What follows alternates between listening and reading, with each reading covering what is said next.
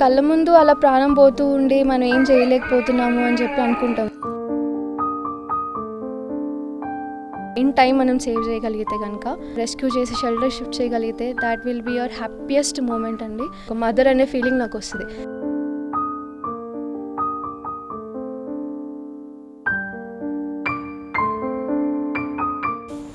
I think she is fine. Hello.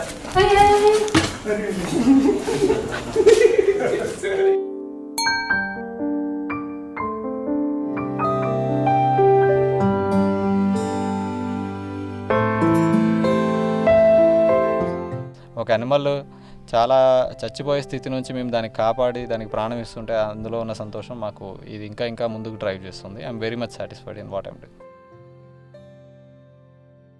Pradeep Nair and మీ మేము friends అనమాట. 2009 నుంచి మీ ఫ్రెండ్స్. మేము ఇద్దరం కలిసి రెస్క్యూ స్టార్ట్ చేసాము. మేము animal warriors conservation society register చేసిన తర్వాత కన్జర్వేషన్ అనేది ఇంపార్టెంట్ కాబట్టి WWFలో వైల్డ్ లైఫ్ జాబ్ వదిలేసి రిటర్న్ అనిమల్ వారియర్స్లో జాయిన్ అయ్యాను.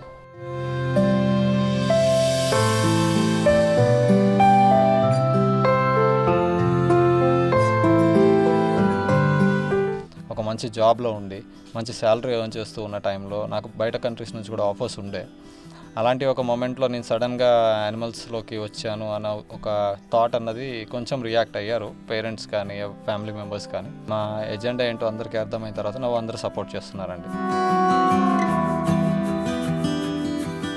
మా ఒక ఉద్దేశం ఒకటే, ఏ జంతువు అయినా లేకపోతే మనుషులైనా సరే నేచర్తో కలిసి వాటిని కన్జర్వ్ చేసుకుంటా ప్రొటెక్ట్ చేసుకుంటా బతికే అవకాశం ఉంటుంది.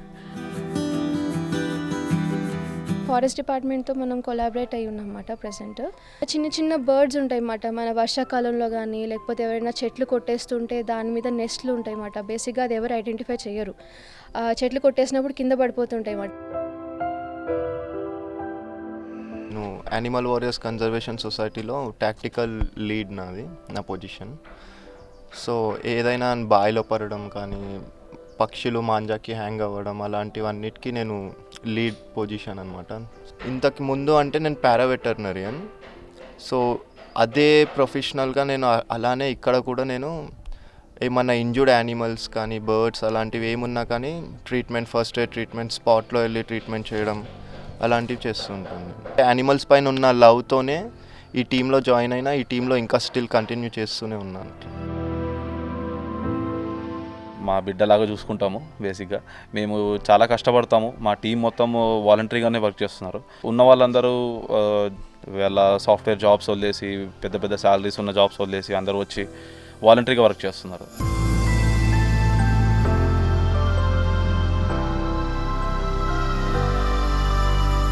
December 31st నైట్ మాకు ఒక రెస్క్యూ వచ్చింది.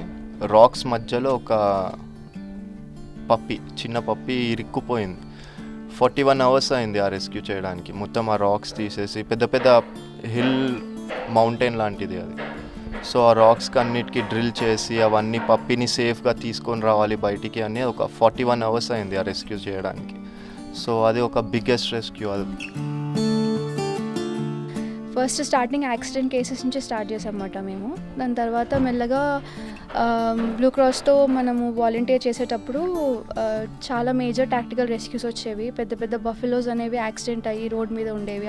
వాటిని మూవ్ చేయడానికి మినిమం ఆల్మోస్ట్ ఒక 20 members కావాల్సి ఉంటుంది లిఫ్ట్ చేసి ట్రక్లో పెట్టడానికి.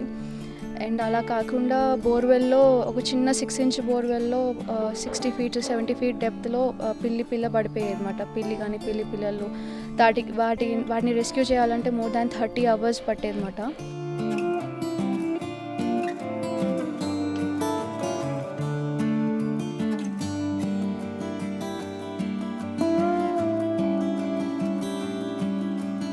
చేపలు తినే పక్షి అనమాట. చేపను పట్టడానికి ట్రై చేస్తుంది కానీ మింగలైపోతుంది, ఎందుకంటే దాని ముక్కు దారంతో బైండ్ అయి ఉంది. ఈ పక్షిని మేము ఆల్మోస్ట్ 4-5 రోజులు ట్రాక్ చేసి ఫైనల్గా దాన్ని కాపాడి ఆ ముక్కులోంచి దారం తీసినప్పుడు మాకు అర్థమైంది ఏంటంటే ఈ దారం అన్నది ఒక ప్లాస్టిక్ వేస్ట్ పదార్థం. ఎవరైతే పబ్లిక్ ఈ చెరువుల్లో ప్లాస్టిక్ని వేస్ట్గా పడేస్తున్నామో అవి ఈ యానిమల్స్కి చిక్కుకొని చచ్చిపోవడం అన్నది చాలా వరకు జరుగుతుంది. సో ఆ రోజు మాకు అనిపించింది మేము జంతువుల్ని అలాంటి సిచ్యువేషన్లో వచ్చి కాపాడటమే కాకుండా దాని ముందు నుంచే మనం రెస్పాన్సిబుల్ ఫీల్ అవ్వాలని మేము లేక్స్ అన్నది ఈ సిటీలో ఉన్న చెరువుల్లో అన్న కాలుష్యం ప్లాస్టిక్ వ్యర్థాలని రిమూవ్ చేయడం అనేది స్టార్ట్ చేసాం.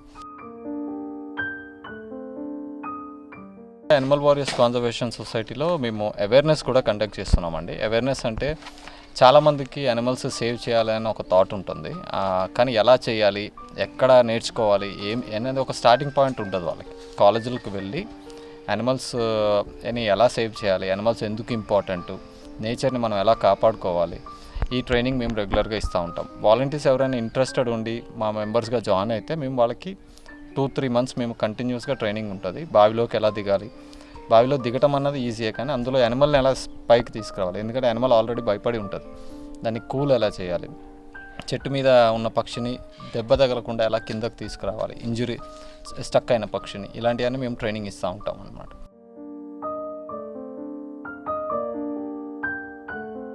Animal warriors conservation society animals interest ఉన్న వాళ్ళకి మంచి ప్లాట్ఫామ్ నేర్చుకోనికైనా ఎక్స్పీరియన్స్కైనా దేనికైనా. ముందు ఉన్న అబ్జర్వేషన్ యానిమల్స్ పైన ఒక్కసారి ఈ ఆర్గనైజేషన్లో జాయిన్ అయినాక టోటలీ డిఫరెంట్ చేంజ్ అయింది. అంటే ఒక డిఫరెంట్ యాంగిల్లో యానిమల్స్ని చూడాల్సి వచ్చింది. రోడ్ పైన డాగ్స్ పోతే క్యాట్స్ పోతే అంతే దాని లైఫ్ స్టైల్ అనుకుంటాం, కానీ చాలా చాలా సఫర్ అవుతూ విధానంగా కూడా కొన్ని చూసిన దృశ్యాలు ఉన్నాయి నాకు.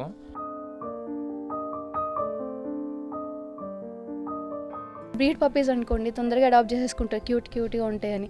సో ఇండియన్కి అంత వాల్యూ ఇవ్వట్లేదు. ఇప్పుడిప్పుడే మన తెలంగాణలో అడాప్షన్ డ్రైవ్స్ పెట్టి అవేర్నెస్ ఇస్తున్నారు. మన తెలంగాణ అడాప్షన్ డ్రైవ్ అని, పెట్ అడాప్షన్ డ్రైవ్, వీళ్ళందరూ.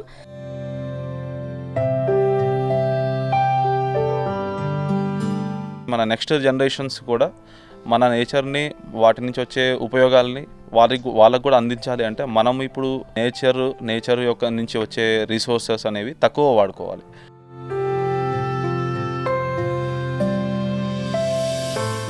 సాఫ్ట్వేర్ కొలువులు వదిలి మరీ జంతు సంరక్షణ ధ్యేయంగా పనిచేస్తున్నారు.